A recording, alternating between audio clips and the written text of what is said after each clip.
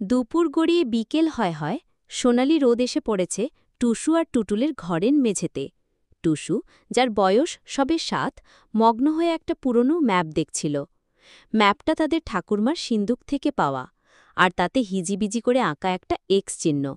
টুটুল, টুসুর ছোট ভাই, বয়স ৫, বোনের পাশে বসে অবাক চোখে দেখছে। টুসু ফিসফিস করে বলল, এটা একটা গুপ্তধনের ম্যাপ। টুটুল চোখ বড় বড় করে তাকাল। গুপ্তধন? সত্যি? টুসু মাথা নাড়ল।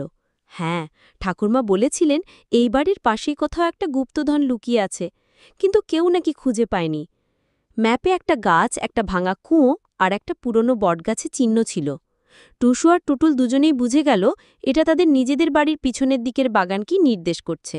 পরদিন সকালে টুসু আর টুটুল দুটো ছোট কোদাল আর একটা বালতি নিয়ে বেরিয়ে পড়ল। তাদের অভিযান শুরু হলো। প্রথমে তারা ভাঙা কুয়োর কাছে গেল।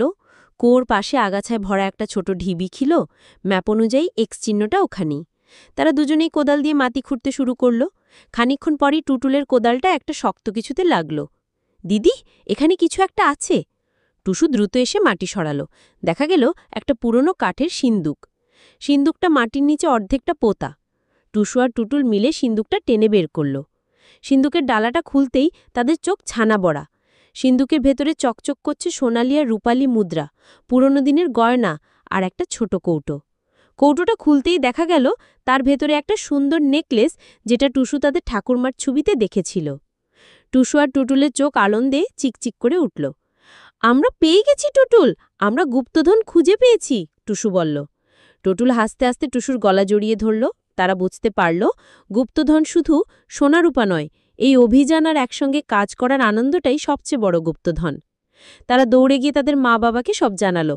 মা বাবা তাদের এই বুদ্ধিমত্তার সাহসিকতায় খুব খুশি হলেন। আর সেদিন থেকে টুসু আর টুটুলের কাছে তাদের বাড়ির পিছনের বাগানটা শুধু একটা বাগান ছিল না, ছিল অ্যাডভেঞ্চারের এক জাদুর জগৎ। কেমন লাগলো টুসু আর টুটুলের গুপ্তধনের গল্প? তোমার কি মনে হয় তারা আরও নতুন কোনো অ্যাডভেঞ্চারে যেতে পারে?